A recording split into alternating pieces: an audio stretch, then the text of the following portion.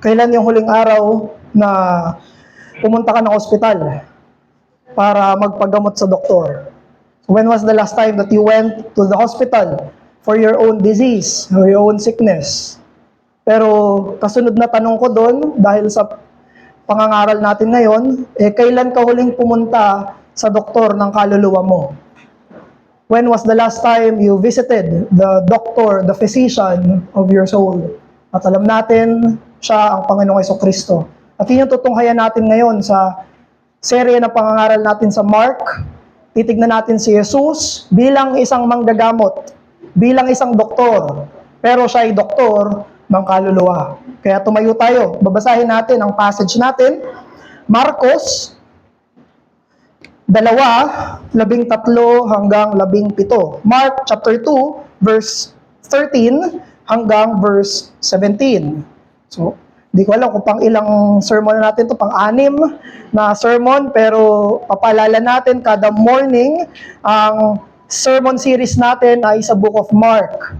So, tutuloy-tuloyin natin yan hanggang 2024.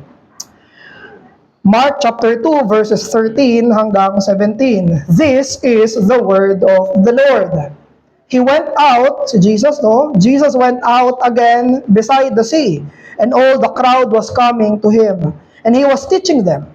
And as he passed by, he saw Levi, the son of Alphaeus, sitting on the tax booth. And Jesus said to Levi, "Follow me." And he arose and followed him. 15. And as he reclined at the table in his house, many tax collectors and sinners were reclining with Jesus and his disciples, for there were many who followed him.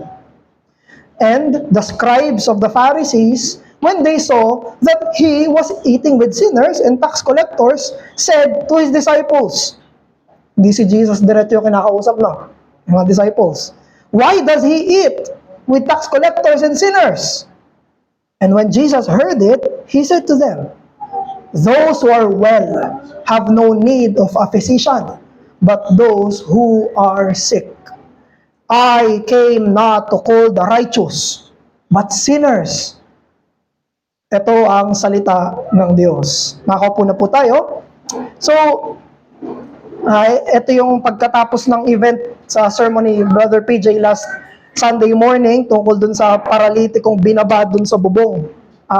Ito yung pagkatapos na susunod na senaryo kung saan nag-jump na kagad si Matthew. Pero dito sa passage natin, dito sa narrative natin, maikli lang naman yung pagkakasunod-sunod ng narrative.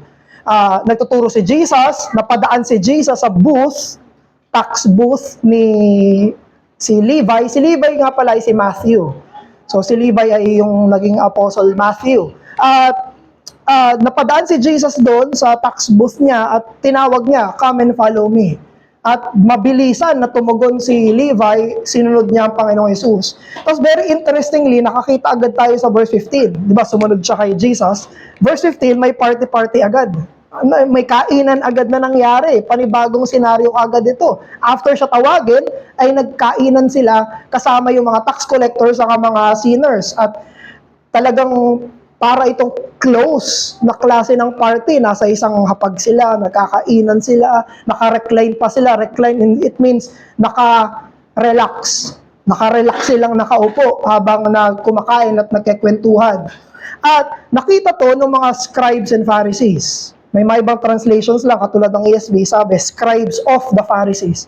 So either way, wala namang problema kung sa scribes and Pharisees or scribes of the Pharisees. Nakita sila ng Pharisees at kinriticize nila si Jesus. Sabi nila, bakit yung master nyo nakikikain, nakikisalo dun sa mga makasalanan? At narinig to ni Jesus at yung verse 17, ito yung pinaka-finale, ito yung nagde-describe kung ano yung lesson ng buong narrative. Yung verse 17, anong sinabi ni Jesus? "Those who are well have no need of a doctor, but those who are sick." Jesus came not to call the righteous, but sinners. Ang ginamit ni Jesus ay medical imagery, medical picture. Sinabi niya, sila ng mga malulusog naman, hindi nila kailangan ng doktor. Kailangan ng doktor yung mga may sakit, mga may karamdaman. Hindi daw siya dumating, pumarito, para sa mga matutuwid. Dumating siya para sa mga makasalanan. At that hits home. Dun sa criticism ng mga Pharisees. Bakit ka nakikisama sa mga yan? Sabi ni Jesus, sila nga yung pinunta ko dito eh. Actually, kaya ako dumating, kaya ako pinanganak, kaya ako nandito, nagbiministeryo, ay para mismo sa kanila. So, alam kaagad natin, very obvious yung description dito ni Jesus na siya yung spiritual na manggagamot. Siya yung spiritual na doktor. Ang mga makasalanan ay tinuturing ng mga may spiritual na mga karamdaman. At pagsisisi, ang ginagamit ni Jesus para sa kagalingan nila. Jesus calls them to repentance. Jesus is the spiritual doctor, sinners have the spiritual disease, and repentance is the spiritual prescription medicine. Kaya ito yung mensahe natin ngayong umaga. Tulad ng isang doktor, ang kalusugan ng kaluluwa sa paraan ng pagsisisi, ang misyon ng ministeryo ng Panginoon. Ito yung pinaka-focus ng mission ni Jesus. The spiritual health, the spiritual well-being of people through calling them in repentance. So like a doctor, the mission of the ministry of Jesus is health, but health of the soul through repentance. Kaya sa pakikipag-usap ni Jesus sa mga narratives na to, makakita tayo ng dalawang klase ng mga tao na na-encounter niya sa kanyang spiritual, we may say, medical mission. Sa pangkalusugang espiritual na pakay ni Jesus. May dalawa tayong tao na makikita na na-encounter ni Jesus. Yung una, sila yung mga sin-conscious. Yung pangalawa, sila naman yung mga self-righteous. So ito yung dalawang klase ng mga tao na na-encuentro ni Jesus. Mga sin-conscious at mga self-righteous. Sila na mga nababatid yung sarili nilang kasalanan at sila na mga matutuwid sa sarili nilang paningin.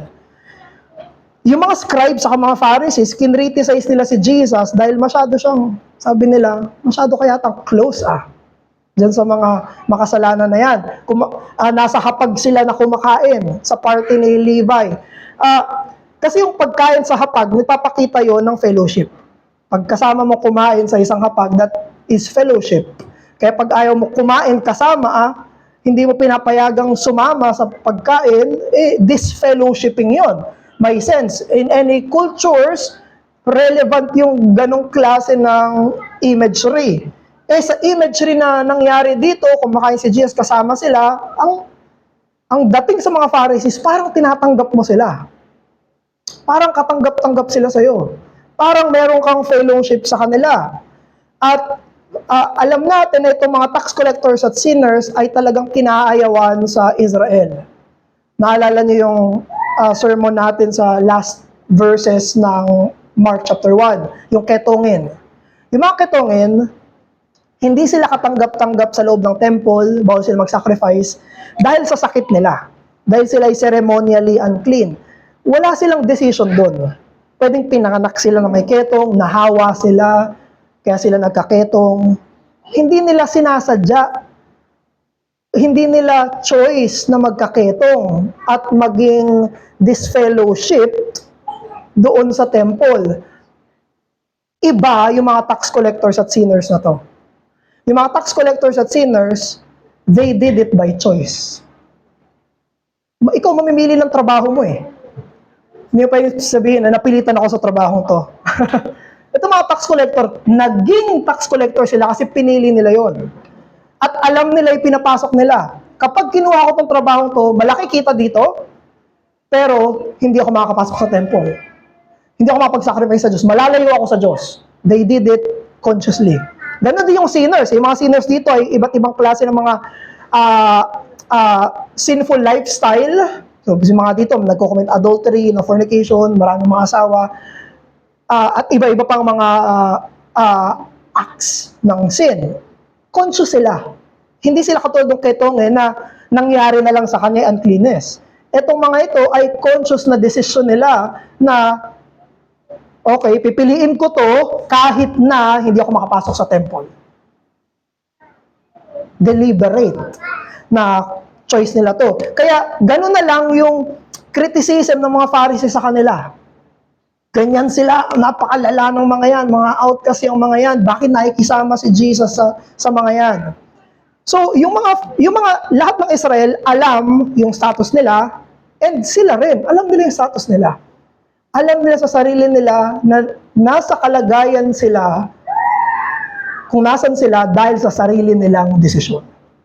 Dahil sa sarili nilang deliberate choice. They know that they have separated themselves from the God of Israel. Silang nagdesisyon nun sa sarili nila. Pero nakita natin sa event na itong mga taong ito, they are flocking towards Jesus. They are eating with Jesus. At sabi pa nga dito sa verse 15, for there were many who followed Him. Marami sa mga tax collectors, marami sa mga sinners, sumunod sila kay Jesus. Sa mga tax collectors, meron lang tayong kilalang tatlo. Yung publican at Pharisee sa kwento ni Jesus, si Zacchaeus, at etong si Levi. Pero, ang sabi dito sa verse 15, marami yung mga sumunod kay Jesus. So, nakikita natin dito sa passage natin na si Jesus, welcoming siya. Wini-welcome niya maging itong mga religious outcast by choice. Hindi niya lang tinatanggap yung mga naging spiritually unclean ng walang kamalay-malay. Tinatanggap niya maging sila ng mga sinasadyang lumayo sa Diyos.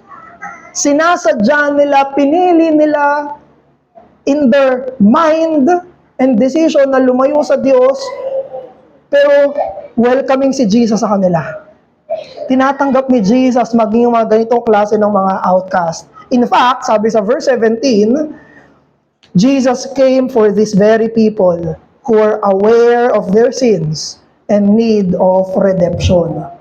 So, yung salvation from the welcoming Jesus is a relief for sinners conscious and broken for their personal sins. Napakalaking kaginhawaan nito para sa kanila na alam na pinili nilang lumayo sa Diyos. Alam nila sa sarili nila na sila mismo yung lumayo sa Diyos, hindi Diyos yung lumayo sa kanila. Sila yung lumayo sa Diyos. Napakalaking kaginhawaan sa kanila na malaman na mayroong isang Jesus na maluwag silang tinatanggap. Sila na mga basag sa mga personal nilang kasalanan. Gusto natin i-qualify na hindi ito tungkol kay Jesus na sumasama sa kasalanan nila. So hindi nakikijoin si Jesus sa kanila for nothing. Hindi si Jesus sumasama sa kanila. Wala lang. Gusto ko lang sumama sa inyo, or okay lang sa akin yung kasalanan nyo. Hindi ganun yung ginagawa ni Jesus, di ba? Instead, na kasama sila ni Jesus kasi tinatawag niya sila to repentance. Tinatawag niya sila sa pagsisisi. Ang derogatory na tawag nila kay Jesus, friends of sinners. Oh, yan na, yung kaibigan ng mga makasalanan. Pero napakagandang illustration no? Jesus is a friend of sinners and He calls them to repentance.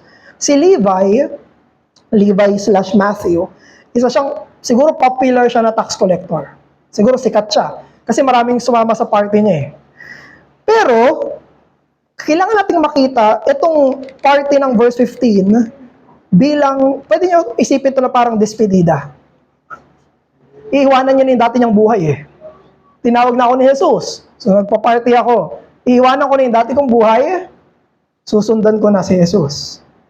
Pwede natin isipin yon na ganon. It's a celebration of His conversion. Parang, naging Christian siya, therefore, papaparty ako. Christian na ako. And this is also a celebration for Jesus. Sineselebrate nila na may isang Jesus na tumanggap sa Kanya na isang makasalanan. So, ibig sabihin, conscious na conscious, alam na alam ng lahat ng attendees sa party ni Levi na hindi ito tungkol na tinotolerate yung kasalanan nila. Alam nila na ito ay tungkol sa pagsunod ni Levi kay Jesus, nagsiselebrate siya, Alam nila na tungkol to kay Jesus na tumawag kay Levi. Hindi ito tungkol sa pagsasalo-salo nila na okay lang namin ituloy yung mga kasalanan namin. No, it's the opposite of that.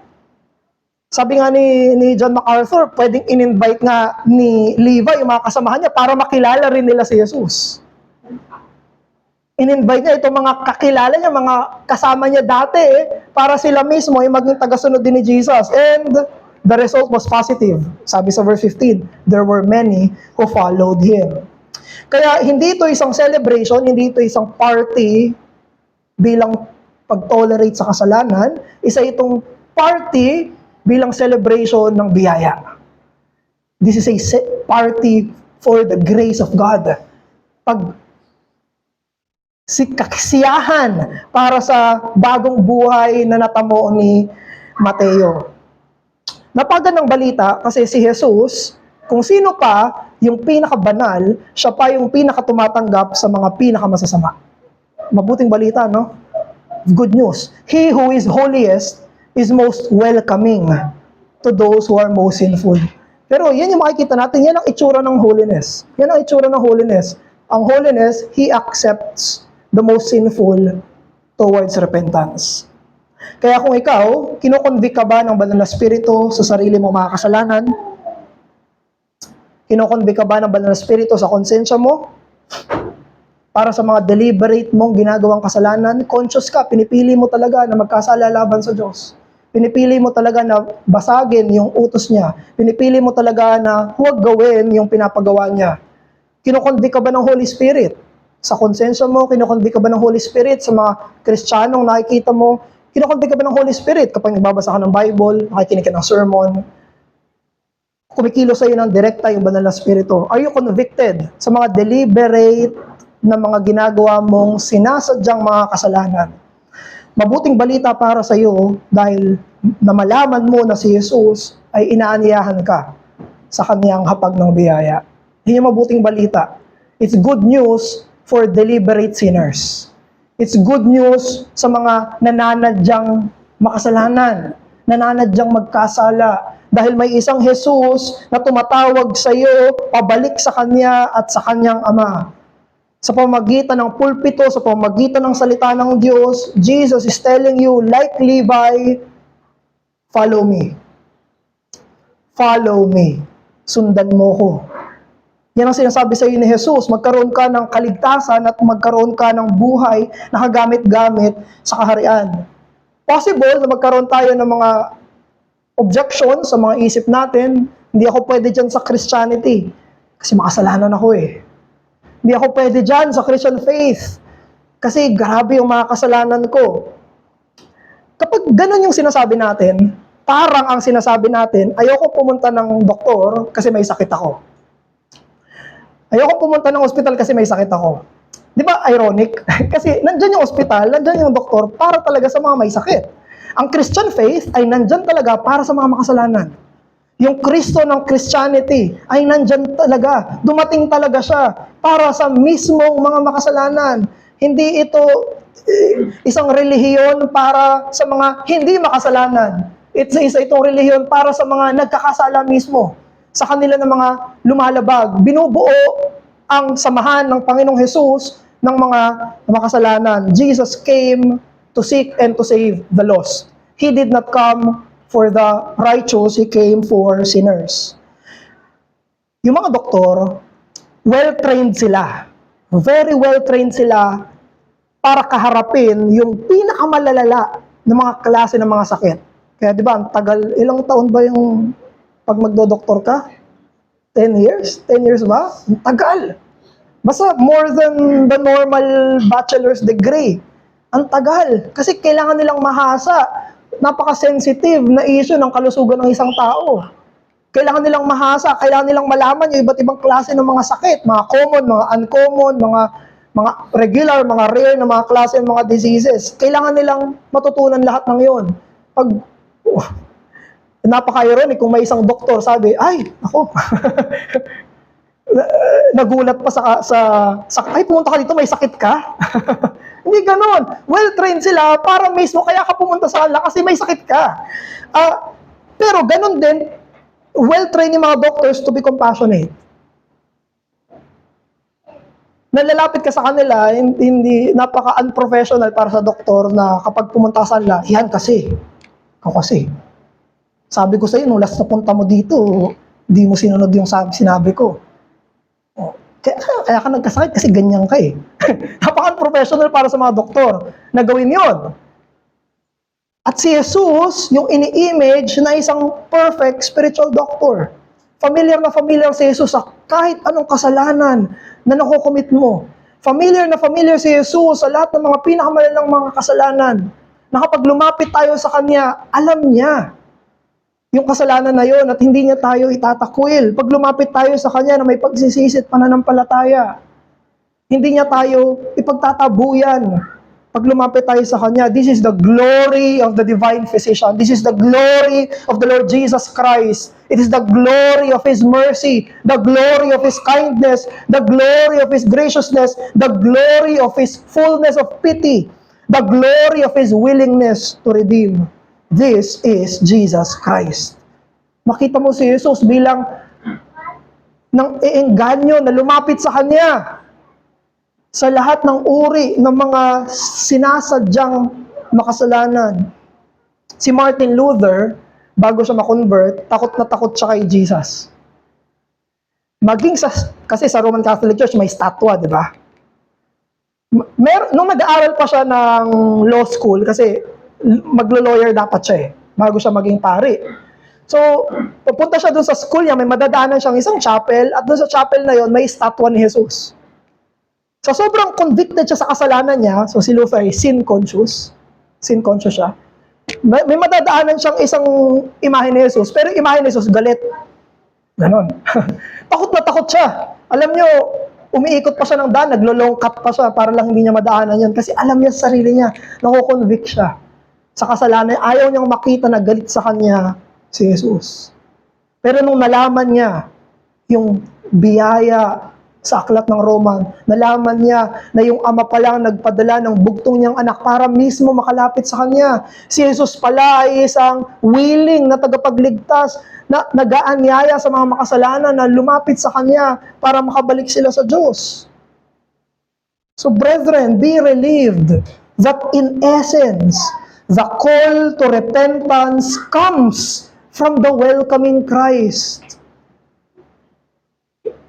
Be relieved that the call to repentance comes from a welcoming Christ. Na kapag tinatawag ka sa pagsisisi, gustong bumalik ka. Hindi ito pinupukpok ka ng martilyo sa ulo at sinasabi na guilty. Hindi ganun ang itsura ni Jesus. Ang itsura ni Jesus ay, halika, manong-balik ka. Handa akong tanggapin ka. Hindi siya yung panganay na anak sa kwento ng alibugha. Siya yung ama na tumatanggap, masaya sa mga bumabalik na mga makasalanan. Have this relief, brethren. When you find yourselves deliberately sinning, sana maisip mo sa sarili mo, tinatawag niya ako pabalik sa Kanya ng malugod. Malugod. Pangalawa, may mga sin conscious, meron din naman mga self-righteous na encounter si Jesus. Yung mga self-righteous, of course, alam natin, ito yung mga Pharisees. Pero bago tayo tumuloy doon, gusto ko i-clarify na self-righteousness is not righteousness. Self-righteousness is imaginary righteousness. Katang-isip lang yun. Akala lang nila matuwid sila. Yung self-righteousness ay opposite ng true righteousness ni Jesus. Gusto kong matatakin sa isip niyo, ang self-righteousness ay imagination lang. Hindi totoo righteousness yun. Fiction yan. It's a fiction. It's a creation of the mind. Yung mga scribes at Pharisees, sila ang mukha ng self-righteousness sa story natin. Dito sa verse 13 hanggang verse 17. Kung paano nila tinrato yung doktor ng kaluluwa at kapwa nila makasalanan, ang nagtuturo sa atin, ano ba talaga ang definition ng self-righteousness. Kaya nung nag-remark si Jesus sa verse 17, may pagka-sarcastic si Jesus dito sa verse 17. Nung sinabi ni Jesus na, those who are well have no need of a physician, but those who are sick. I came not to call the righteous, but sinners. May pagka-irony na pinaparating si Jesus sa kanila. Kung akala, hindi ako dumating para sa mga matutuwid, kung hindi para sa mga makasalanan. Alam naman natin na walang matuwid. Alam naman natin na walang matuwid. So sila naman, akala sa sarili nila na matuwid sila, akala mabuti silang tao, akala nila ay katanggap-tanggap sila sa Diyos. Sabi ni Jesus, hindi ako pumarito para sa inyo. Pumarito ako para sa kanila na mga alam na makasalanan sila. Pumarito ako para sa kanila na mga conscious sa sarili nilang pagbasag sa batas ng Diyos. Those are the people for whom I came for. Nireveal nito yung hearts ng mga Pharisees at ng mga scribes. Kaya yung self-righteousness, that makes a man imagine that Jesus is unneeded and others are inferior. Yan ang ginagawa ng self-righteousness. Yun yung makikita natin sa story, sa narrative ni Jesus dito. Yung kasalanan ng self-righteousness ang dahilan kung ba't inaakala ng isang tao na hindi niya kailangan si Jesus at mas mababa sa kanya ang kapwa niya. Right? Ito yung definition ng self-righteousness. I don't need Jesus. I don't need the salvation of Jesus. I don't need the gospel of Jesus. Hindi yan ang kailangan ko. At yung ibang tao, tinitignan nila bilang mababa. Yan yung dalawang diagnostic tools para matest natin yung level ng self-righteousness ng mga sarili nating kaluluwa. Of course, lahat tayo dito ay may iba't ibang degree ng self-righteousness. Pero ito yung tool. Ito yung makikita natin na diagnostic examination. Gaano ako ka-self-righteous? Gaano na ka-self-righteous yung puso ko? Depende yan. Kung gaano mo dine-deny yung pangangailangan mo sa kaligtasan ni Jesus. Depende yan kung gaano kababa yung tingin mo sa kapwa mo. Morally speaking. So, it is a challenge for us to exercise the humility to admit that you need the saving grace of Jesus and that you are a worse sinner than many others. Kailangan natin i-confess yung pagiging self-righteous natin during the times na akala natin hindi natin kailangan ang kaligtasan ni Jesus. Kaya sila na mga pinaka-self-righteous ay sila na mga nagtatanggi kay Jesus bilang tagapagligtas. That's the face of self-righteousness. Yung mga nagsasabi na hindi ko kailangan ng kaligtasan ni Jesus, hindi ko kailangan ng ebanghelyo, hindi ko kailangan ngayon yan. Hindi ko kailangan ngayon yan. Yan ang mukha ng self-righteousness. Sinabi sa Proverbs 30, verse 12, there are those who are clean in their own eyes but are not washed of their filth. Matuwid ang tingin nila sa sarili nila pero hindi pa nahuhugasan yung sarili nilang mga kasalanan. Kaya sana magising ka sa imahinasyon mo na meron kang sariling katwiran na maihaharap sa Diyos na hindi mo na kailangan si Jesus. Rather, seek the real righteousness of the Lord Jesus Christ. May ethical challenge din sa atin to. Sana tanggihan natin yung evaluation natin sa kapwa natin na superior tayo sa kanila morally. Mas mabuti ako morally kaysa sa kapwa ko. I-refuse natin yon. Alam niyo yung term na holier than thou? Mas banal ako kaysa sa kanila. Nakuha pala yan sa Isaiah. Sa Isaiah chapter 65 verse 5. Sa Isaiah 65 verse 5, sabi dito, stand by thyself, come not near me, for I am holier than thou. Yan yung ginagawa ng mga Pharisees dito eh. Iniisip nila, kapag mas banal ka, mas malayo ka dun sa mga makasalanan. Iniisip nila, pag mas banal ka, mas malayo ka dun sa mga mas makasalanan. Bawal silang lapitan, sila ay mas nasa mataas na posisyon morally. Yan yung itsura ng self-righteousness. Yan yung kailangan natin tanggihan. Na maisip natin na I am a better Christian than others. I am a better person than others. May high ground. Ito ay self-righteousness. Kaya ang hinihingi sa atin, hindi natin i-confess sa bibig natin na makasalanan ako tulad ng iba. Hindi yan ang hinihingi sa iyong confession. Hindi sa'yo hinihingi na confession na sabi mo, makasalanan din naman ako, pero katulad ng marami. Hindi. Ang hinihingi sa'yong confession ay ito, mas makasalanan ako kaysa sa maraming tao. Yan ang confession na hinihingi sa'yo ng Diyos. Yung confession na sabihin mo, mas makasalanan ako sa buong pamilya ko. Can you say that? Mas makasalanan ako sa lahat ng kapamilya ko. Kasama ko sa loob ng bahay, mas makasalanan ako sa kanila. Ako yung pinakamakasalanan sa loob ng church namin. Ako yung pinakamakasalanan dito sa magkakapit-bahay na to. Ako yung pinakamakasalanan na taong kilala ko. That's what is being asked of you when you are called to repentance. Kapag tinatawag ka sa pagsisisi, hindi sinasabi na, makasalanan ako tulad ng iba. Hindi yan ang hinihingi sa'yo. Hinihingi sa'yo na klase ng pagsisisi na makita mo na hindi ka superior morally sa iba. Na hindi, makasalanan ka, mas mataas ka pa rin, no? Makasalanan ako, pero di tulad ng iba dyan. Mataas pa rin. Umamin na makasalanan, pero mataas pa rin. No, ang sinasabi ay hindi mo makikita yung sarili mo na may taas, may superiority, may ipagmamayabang pa. Ang sinasabi, hinihingi na hindi katulad ng Pharisees, ay wala akong may pagmamalaki sa Diyos. Na ako ang pinakamakasalanan ng taong kilala ko, dahil sarili ko ang pinakakilala ko. That's what's being asked of you. For you to fight your own self-righteousness. Si Basil the Great ay isang church father, 331 to 379 AD. Itong si Basil the Great, na isang church father, lumaki siya sa isang Christian family. Yung tatay niya ay isang elder, yung lola niya ay isang Christian martyr. Wow. May pedigree yung family nila.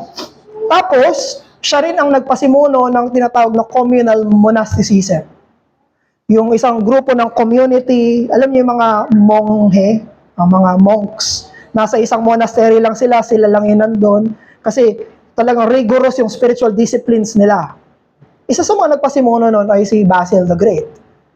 At kung may titignan tayo sa buhay niya, he has the capacity and tendency and the perfect ingredients to be self-righteous. Lumaki ka ba naman sa pamilyang Christian? Di ba? May pagmamalaki ka. Ikaw ba naman ang isa sa mga nagpo-promote ng rigorous spiritual disciplines ng isang community? Aba, may pagmamalaki ka. Pero pakinggan nyo yung sinabi ni Basil the Great. Sabi niya, never place yourself above anyone, not even great sinners. Sabi niya, itong isang lalaki na mula pagkabata ay naging Christian,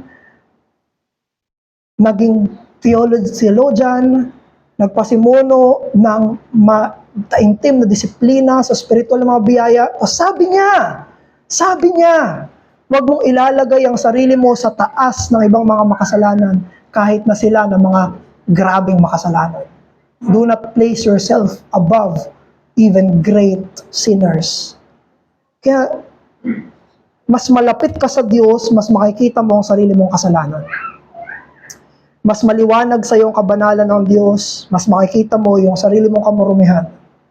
The more sanctified you are, the less self-righteous you become. The more sanctified you are, the more repentant you become. The more sanctified you are, the more you see Jesus as your beautiful rescue. Manalangin tayo. Ama namin, maraming salamat po sa narrative dito sa Book of Mark. Maraming salamat po, Diyos, dahil si Jesus yung pumarito para sa hindi matutuwid, kundi sa kanila namang mga kasalanan. Turuan niyo po kami na maging conscious sa sarili namin mga kasalanan para lumapit kami sa Kanya. Till sin will be bitter, Christ will not be sweet. According to a Puritan, Father. Sana po ay paigtingin mo sa amin, hindi ang pagmamataas sa sarili naming katwiran, kung hindi ang kamalayan sa sarili naming kasalanan at lumapit kami kay Jesus. Maraming salamat po. Hinihiling namin ito at dinadalangin sa pangalan niya na tumatanggap ng mga makasalanan, si Jesus. Amen.